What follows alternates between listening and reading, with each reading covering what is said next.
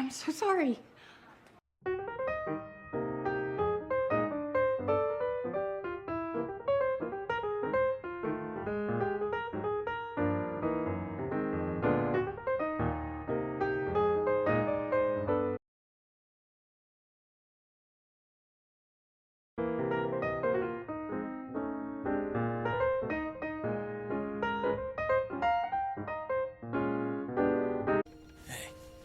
I love you.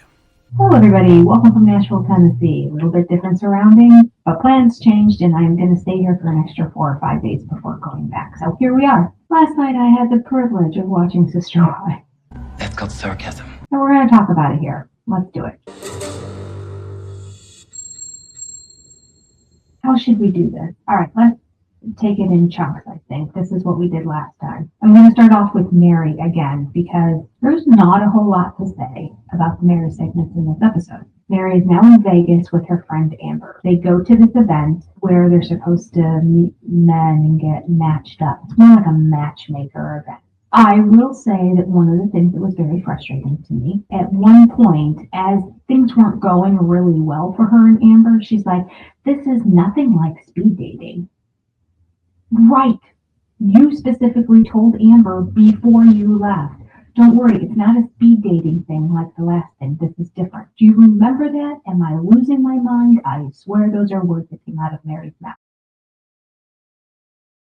In Vegas, of all places? Well, I mean, listen. So it's not going to be like a speed dating thing. Like What's it called? I don't know. It's like Vegas Girls or something. But now she's going to flip and say, well, this wasn't like speed dating. And speed dating was way better. It doesn't feel like a speed dating event at all. You knew that. You get one yet? No? Yeah, I think the structure of the speed dating event that I went to up in Salt Lake was so much better. I'll tell you why it's better. Do you know why speed dating was better? Because somebody forced Meri to sit her butt in a chair and have a conversation with the man. That's why it was better. In this event, you're supposed to mingle and talk to people. That didn't happen. We did not see Meri or Amber approach one person and say hello. They were just standoffish the entire time. Part of what they had to do was fill out a questionnaire about themselves, and then they were going to match people together.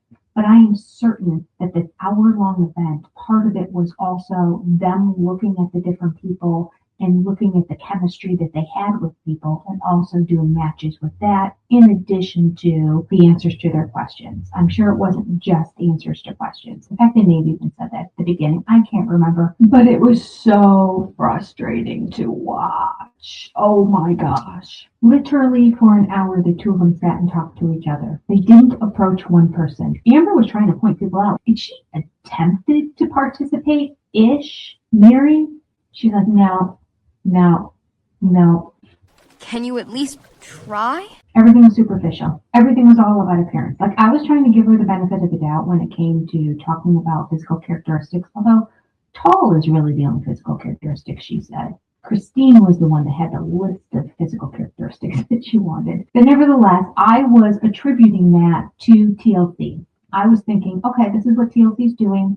They think this is what we want to know. What physical characteristics are we attracted to? Make me think the producers are just as shallow as Kody Brown is. But no, I want to know more about what about a person are they attracted to. Not once did either of them say, I find humor attractive. I think most people do. I don't know. It's possible in the past, Meri said something to the effect that I want somebody who's kind and nice.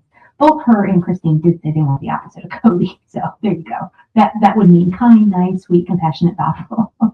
All the things that Kody's not. But this example here at this matchmaking event just made Meri look really bad. She wouldn't even say hello to anybody. It's ridiculous. How do you get to know somebody? Like just physical appearance?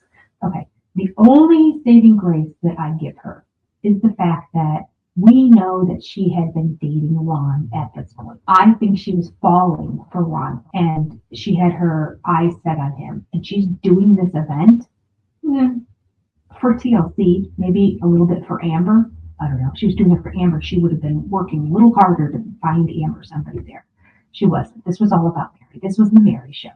I don't like him. This isn't my cup of tea. I don't like this place. And then her and Amber both look disappointed when it comes to the matches. And she's looking at, she's like, we didn't get matched with anybody. No duh. Well, you didn't try. Gosh, frustrating. Frustrating. That's all I gotta say. The whole thing was frustrating. So, part of me thinks it's just she's falling. She's falling in love already with Ron, and so she wasn't interested in meeting somebody else. And I wish if that were the case, that's what she would say. I wish she would have just come out and said, hey, I got here. I realized once I arrived here and started looking at all the different guys, I had zero interest in meeting any of them because my mind is on Ron. That would have made for good television right there. But no. Mm-mm. And do you think a producer followed up and said, Meri, do you think part of the reason why you were not into the event and you weren't approaching anybody is because you had Ron in the back of your head? But the whole thing was an utter flop. Now I think about it, TLC paid for the hotel rooms and they probably paid for her gas on the road trip to get there too. So who cares? It was an experience that they got to put on film because Meri doesn't have a storyline unless we're talking about Ron now. That's not completely true. She has a great storyline if we could talk about her friend that was in polygamy, Amber, and a little bit about that. What was her former polygamous husband like? Compare him to Kody, pros and cons. Did he know Kody? Were they friends of the family? I mean, probably, because Meri knew this girl since before she married Kody, so they probably did stuff together. I'd like to know about the sister wives, how many sister wives. I know, I've said this on a previous video, but I just want to say, I'm interested in that. Bring me something like that that I can sink my teeth into. This fake dating scene, waste of my time. And it's a waste of your time for me to talk anymore about it.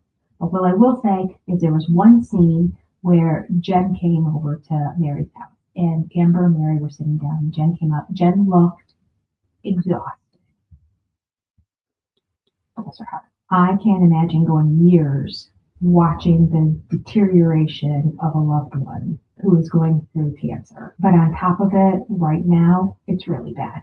And from what we've seen on the show, Jen and her husband seem to have a really good relationship. So this is devastating. She's got kids. The emotional toll of seeing your children deal with their father going through this is equal or greater than you going through it yourself. My heart just went out to Jen. So in this scene, Meri's talking to her about a fundraiser that they want to do for Jen and her husband. Now, Meri made it clear that Jen told her, we're going to be okay. We don't need a fundraiser, which is a sweet thing for her to say. But Meri had a really good point. And her point was, there's nothing else we can do, you know, other than just say we're here. I mean, obviously, meal train would be great because I'm sure she's spending a lot of time at doctor's appointments. She said that they said that surgeries were happening with him as well, like lots of time in the hospital. So when you also have kids at home, meals are something that you can do. But besides that, Meri said, this is something we can do. And I thought it was brilliant because they're just going to do a fundraising bike ride around town. And because they rent bikes and sell bikes at Jen and her husband's shop, they're also going to tell people, rent your bikes from the shop here. That also will financially benefit the family.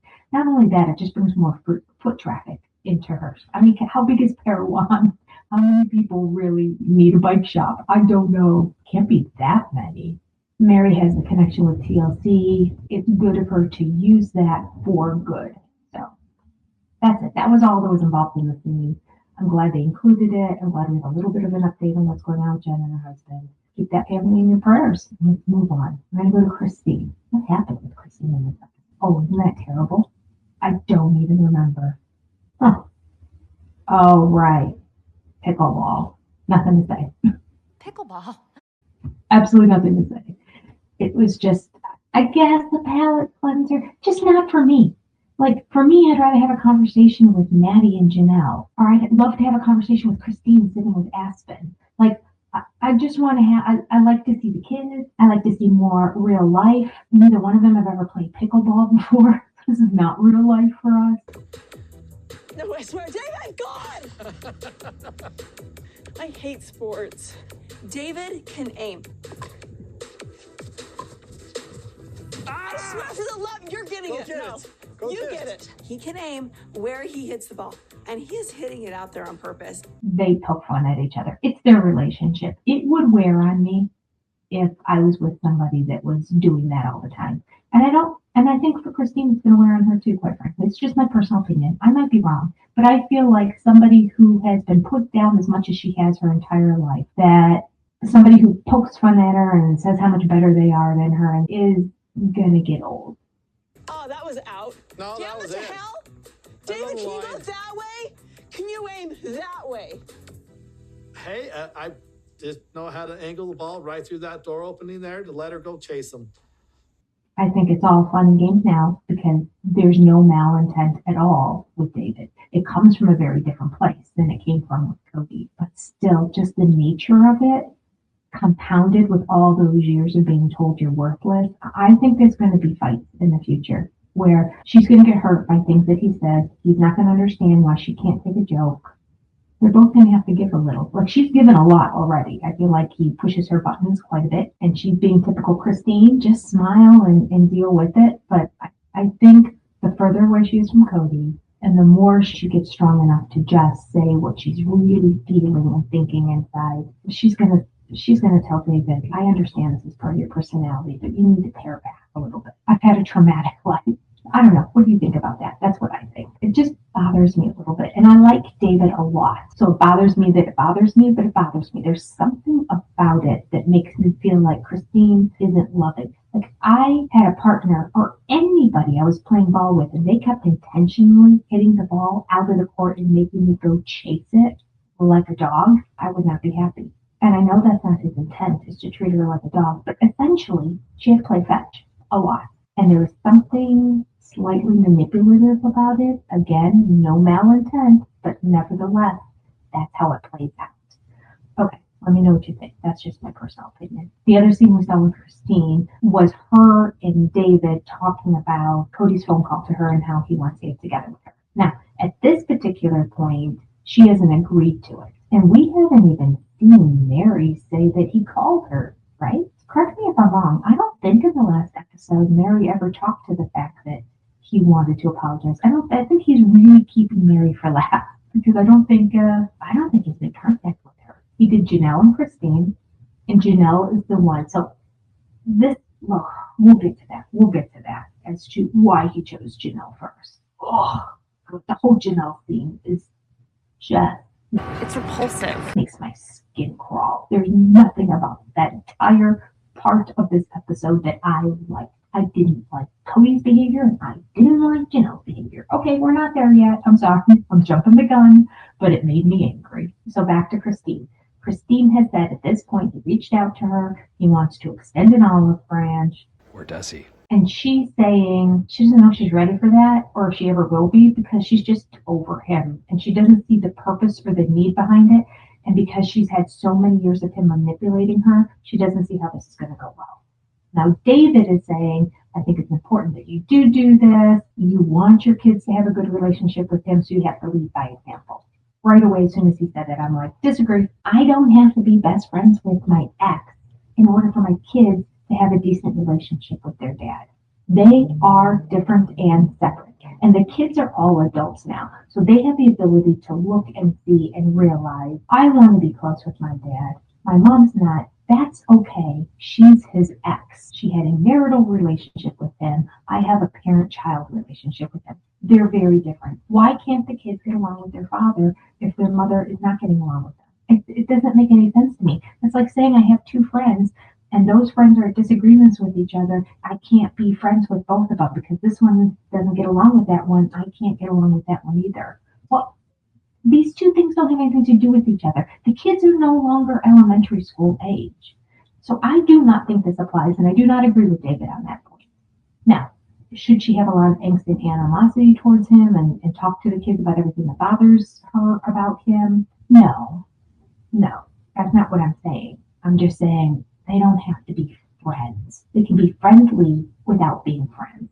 And I think they are friendly now. I really do. So I don't really understand. But and another thing you don't understand, this is going to be a whole thing of things I don't understand. The other thing I don't understand is that Christine came out at one point and said, I think I'm okay with it now because it's not an olive branch. It's just us being okay and cool with each other. That's what we're going in this for. I don't want to go into it because he wants to extend an olive branch. She didn't like that. but she's okay with the idea that they're going to have peace. But that is what extending an olive branch is. So I don't know what Christine thought it was and what Christine now thinks it is. Because extending an olive branch is simply saying, we're not going to fight anymore. I'm sorry. Basically, I'm wrong. It's over. It's the first person to say peace, truce between us. I don't think there's really a fight between them right now, but again, not 100% sure how the lawsuit fits into this timeline because we're not talking about it. I understand they can't talk about the details of the lawsuit. I understand that completely. But just to mention there is a lawsuit. That's it. Just saying, because there's a lawsuit involved that we can't talk about, there's animosity and a contentious energy between Kody and I, or something like that. I don't even know if that's happened yet. We don't know what else an olive branch is. It's just the person that says, truce, peace, I'm sorry, let's move on. One of the things that David says to Christine about why she should go and meet with Kody and allow him to extend the olive branch is because, according to his words, you got to realize that people do change. Even though we don't ever think they will, they will. Except, let me just say, Dr. Romney, the psychiatrist who works specifically with narcissists, and it's her expertise and practice. If you want to know anything about narcissism, follow Dr. Romney's channel. She has said, and I've said this on the channel many times if you watch me, anybody can change, but a narcissist won't. It's just part of the fabric and the makeup of who they are. Now, that being said, I've always been somebody who says God can do anything, and I believe that. I just haven't seen it. I haven't seen a narcissist change, so can God do it? Yes, he can. If somebody's really contrite and they're trying and they're asking to change, it's just narcissists don't do that because narcissists don't think they're ever wrong. This is why they never change. This is why we watch this apology tour as not a true contrite apology. It's I'm going through the motions of what I need to do for the show. Because I don't think this would be happening if there was no Sister Wives show. I really do not. Who knows? But David saying, oh, you don't think people change, but they can, is like, and Christine has a good point. He never has all these years. I just don't want to. David, I don't But want why? to because it was brain damage for so many years. He knows the things that bothered me about him. He never changed anything. He never wanted to change anything. The last time that I heard him talking about me, he was mean. I need to know what the motive is, which is so sad to admit. But before I agree to have a conversation with Kody, why? He never has changed anything. So all he does when we interact is hurt me more. So why would I invite that in? But then. So I need to think about it. This isn't an olive branch. This is a peace talk. And That's a peace talk. This is an auditing an olive branch from him. Let's just have it be a peace talk. Let's just move on. This isn't an olive branch. This is a peace talk. I don't need an olive branch for him. Let's just have a peace talk. That's what an olive branch is. You must completely misunderstand olive branch. I don't know. This family drives me crazy. Christine has the best thing to say regarding Kody and this olive branch situation. If he's extending an olive branch here, we'll really then have a better relationship with my kids. You know, put them first. She's like, yeah, I don't need it. I don't want it. But you want to extend an olive branch? Make things right with the kids. We talked about this on Sunday night too, how I have always been, you're good to my kids, you're good with me. Ever since they were small. Love my kids, I love you. Don't like my kids, we don't need to be friends. I don't have to hate you. I'm not going to say negative things about you, but we just don't need to hang out. That's just the way it is. And after all this time, and even with the things going on with Janelle, it surprises me that Kody still hasn't figured that out. He knows to getting good with Robin, he's got to be nice to her kids. Somehow he's not translating that to the OG3 wives and their children. Wow, he is super dumb. I really think in his mind, he's really cut them off. And every now and then he does the obligatory, I should go see one of them. That's it. I think he just wants to have a relationship with Robin, maybe her kids. I'm not even certain about that. You just don't see a real strong bond with her kids. I think he just cares about the women. But Robin, the wives, let's just say it, the wives. He just wants a relationship with the wives. That's it. Once the kids were old enough to not idolize him anymore, he doesn't have use for them. And he loved having little kids that would always be like, Daddy, Daddy, you're the best, because that's what little kids do. In the end, Christine accepted David's suggestion that they go. And David was very clear that he's going along with her, so she doesn't need to be anxious or worried about it, because she said she gets an upset stomach just thinking about it. And that's the other part. It's just sort of like, wow, out of all of the wives, I think Christine really felt beaten down the most. Meri, at the end, for sure, was neglected the most. But Christine, he was just never kind to her. Plenty of clips where he's just mean to her. And he puts her down. And he puts her down in a joking way, and then she just kind of laughs it off. Maybe that's why it bothers me so much when David pokes at her. Not that he's really putting her down, but he's just poking at her, and then she's laughing it off. It makes me uncomfortable because of all those times in the past 15 years that we've watched the show where we've seen Kody make fun of her behavior, make fun of just whatever, and her laugh it off. He would always find something, whether it's true or not, to make fun of her for. Okay, we're going to talk about Janelle now, and this is where I'm going to lose my cool. It starts off with Kody already being in the restaurant that he's going to meet Janelle at, and Janelle walks in. We have talked all season long, and of course, definitely through all the special forces, about how incredibly awkward and socially awkward Kody is, right from jump. He's been sitting there by himself. He has time to think about what's he going to say when Janelle gets there. Do you know what he landed on? This is his opening line. Hi. How are you? Good. Are you feeling healthy? Yeah. Good. Are you feeling healthy? The heck? Did she just go through a major medical scare and she wasn't going to get there that day? And she was almost ready to cancel because she was bedridden for a period of time, but now she's there. So he's like, are you feeling healthy? Is everything, I mean, he doesn't say, is everything okay? And he doesn't even say, how are you feeling? He just goes, are you feeling healthy? So awkward. I think it's just, he just didn't know what to say. And he chose something really odd because he's odd. Okay, so let's think about the whole list of things that he decided to talk about with Janelle before getting into the stuff that he really was there for. Facilitating small talk. Let's see how it goes. You know it's not going to go well. Small talk, not Kody's forte. So what does Kody do? The one thing he does for Robin every single time they're together, and we've never seen him do it for other sister wives, he pulls out the chair for Janelle. Mm-hmm. Thanks. I've never seen him pull out a chair for Meri. I've never seen him pull out a chair for Christine. I don't think I've ever seen him pull out a chair for Janelle now that I think about it either. Because even when they were meeting at Salsa Brava, she was there already in her chair. Yeah, but we see him pull out Robin's chair every single time they go to a restaurant. We see him walk around and open the door for her. She sits in the car and waits for her door to be opened. But he treats Robin like a queen. And here he's doing it for Janelle. He is laying it on thick right from the beginning. And he's got this little smug smile on his face while he's doing it.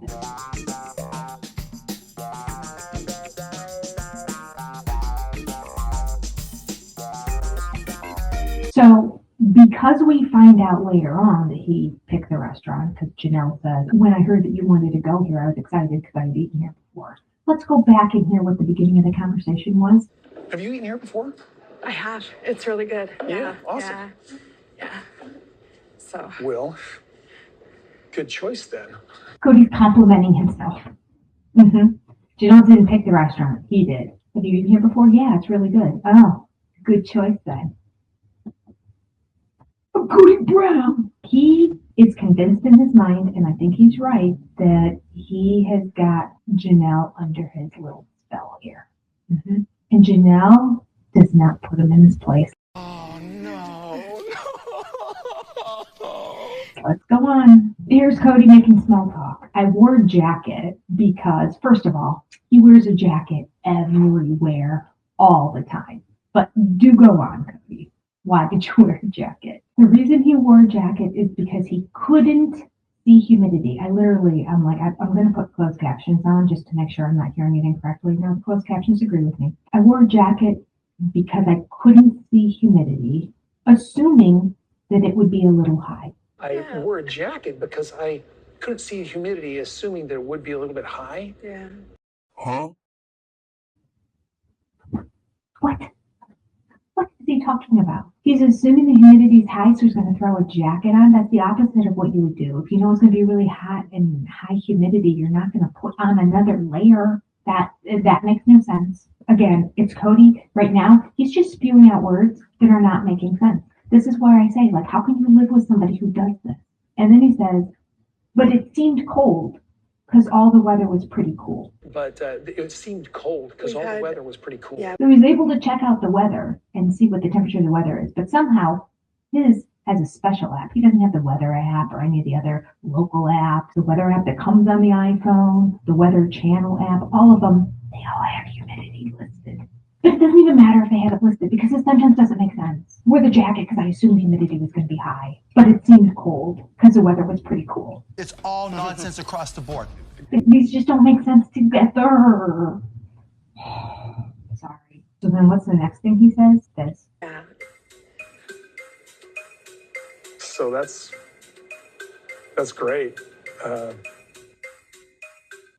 What's great? The fact you didn't know what the weather was going to be? Awkward. Again, awkward. Everything that comes out of his mouth, awkward. He's just spewing words. Disjointed words. It's frustrating for me to follow. It really is. I mean, you guys know. And the reason why he has to start off with a small talk of weather is this. So get ready. We're gonna talk to you like you're in kindergarten. Get ready. You got to start out with some conversation to break a little bit of ice. You can't just jump into something, especially as heavy as an apology. You know what? For Kody Brown, I think those words ring true. Well, I think he's very sincere when he says that. An apology is not that heavy. If it's something that some people apologize on a daily basis. Oh, I'm sorry. I didn't mean to do that. Oh, did I get the wrong thing? That's my fault. Like, apologies are a natural part of normal people's conversations and days. This is not something we've ever seen in Kody Brown. He doesn't apologize because he thinks he's never wrong. It shouldn't be that heavy. It should have been weighing on his heart and his mind and his soul for all these years. And he should be excited to let it go and release it. But no, it's the opposite. He's having to admit he did something wrong, and to him, that's like one of the heaviest things he could ever do. We're not off to a good start. So we hear Kody's apology at the beginning of the next segment, and it's the one we saw in the preview. I just want to say I apologize. Basically, I just wanted to come and say that I apologize. I'm not sure if there's a way to make that less sincere, but Janelle takes it hook, line, and sinker. Wow. All right. I think she's so happy that she's having an interaction with Kody that Robin's not involved in right now. I do get that she probably has residual angst over the fact that her and Kody did have a good relationship for many years, and then it ended so poorly. So there's got to be a little bit of that. It just feels yucky between us, and that doesn't feel good. So to have that settled, but she's way too kind, and she lets him off the hook in this conversation. Let's watch. Oh, I have a list. Why is that funny? I have a list. Yeah, that's how he handles it. There's nothing sincere or genuine about this man, or about this apology anyway. And quite frankly, we don't get the list. We hear him apologize for two things. Sort of. That's it. That's his list. So that was a lie. Because you know Kody would never remember what was on the list. If he had a list, it would be written down. The man didn't even take the time to think ahead of time what he's going to say when he's there at all. He didn't take the time to think about how to make small talk when she arrived or what to say when she walked in the door. He has no straight up lie. And you know what? Because of his laughing afterwards. Okay. I just love to apologize for. I just love to apologize. Again, the man is just saying words. He doesn't even know what he's saying. He doesn't mean that. He doesn't love to apologize. He doesn't even want to apologize. I just love to apologize. Okay. Squirrel. Let's go another direction. Let's change the sentence and go another way. Because I'm Kody Brown. I just love to apologize for. The first thing is, I want to kind of go backwards. What? Okay. I just love to apologize for. The first thing is I want to kind of go backwards. I want to apologize for. Every single thing you're going to apologize for is going backwards. So thanks for stating the obvious, Kody. Rarely do people apologize for things they haven't done yet, but they're intending to do. This is a very specific situation for something like that to go down. Yes, you're going to go backwards. This conversation is killing me. Just being so angry and so bitter. And this is the beginning of him starting to lean in and use what you know is his sexy voice with Janelle. And he squints his eyes when he talks to her too. And she's just lapping it up.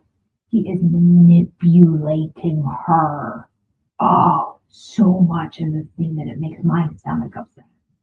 Just being so angry and so bitter over the family breakup.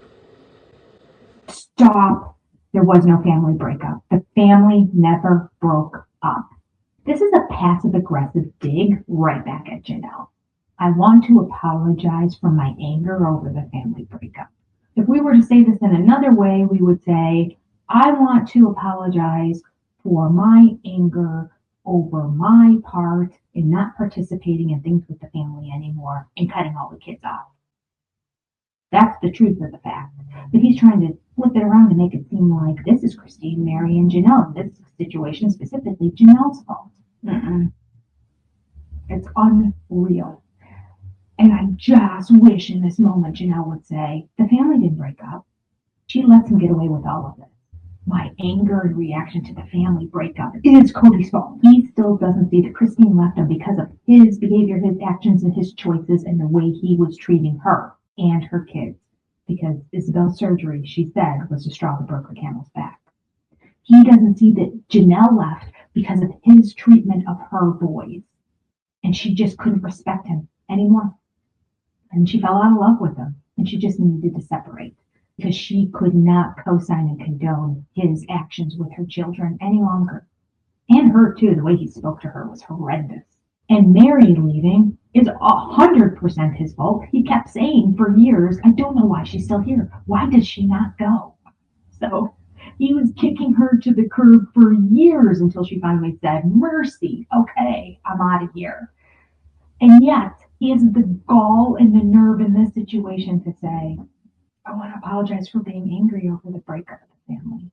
Oh, that is not what he should be apologizing for. He needs to apologize for what he's done. No, we're not going to hear that. According to him, his anger is because the family broke up. And why did the family break up? Oh, the wives left.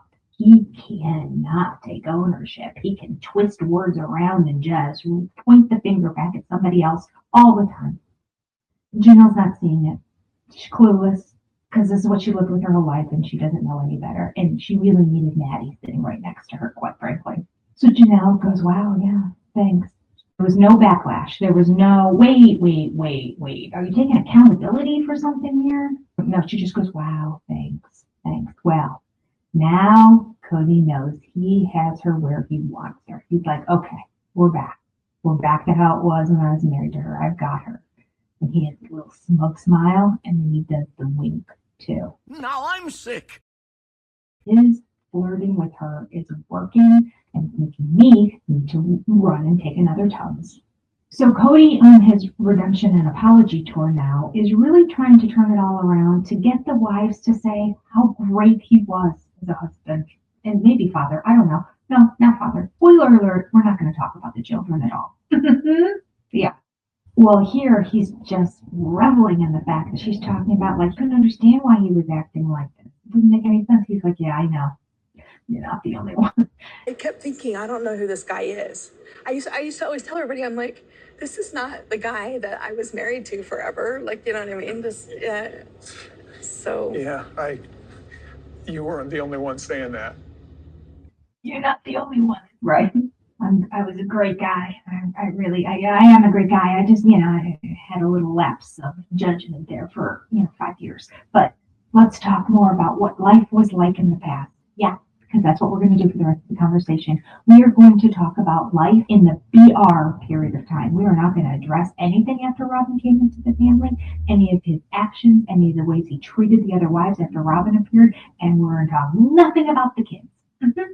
He is not going to ask one question, not one simple little question about any of his children or his grandchildren. That's despicable. That's heinous. Sickening. Let's move on. Basically, the whole family is together except for Meri and he and Robin and their kids.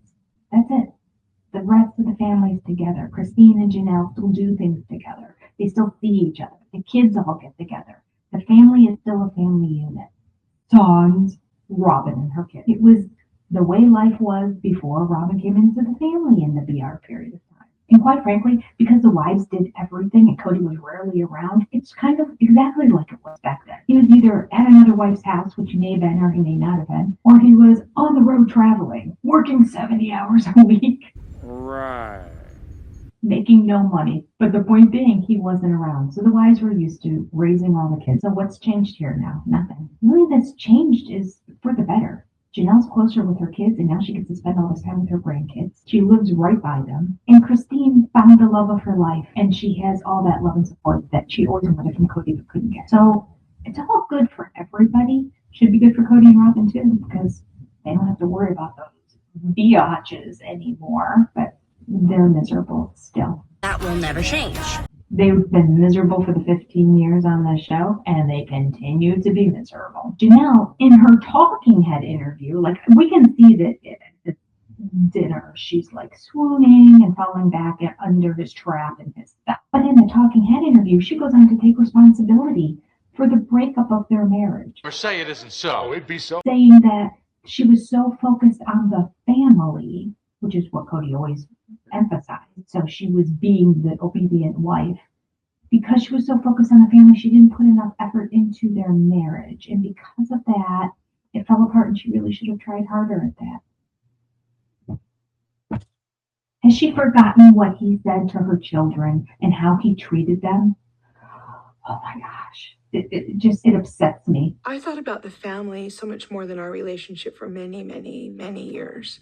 Oh, stop it. Months later, in this interview, she's taking the responsibility for the breakup of their marriage now. And I think maybe I lost track of our relationship, and it might have been detrimental, really. I probably should have been focused a little bit more on our relationship and not so much the family. Enough already. And then Kody says the dumbest thing here. Again, I don't know if it's that he just has no idea what to say, so he says something, and then afterwards goes, well, I'll just take the words that came out of my mouth and run with it and try to explain why I said what I said. But he says this.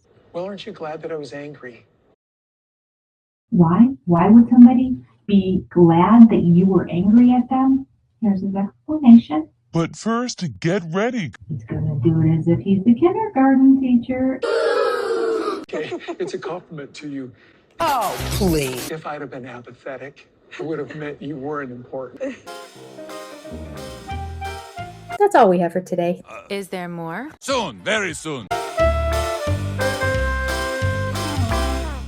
Thank you so much, sister friends, for sticking around to the very end. My sincere apologies for the audio, but I do believe I figured it out. Watch, I'm going to listen to this audio, and it's going to be just as miserable. I don't think so, though. I think I figured out what went wrong. I appreciate you so much. Take care. God bless. Adios. And I will see you very soon. Bye-bye.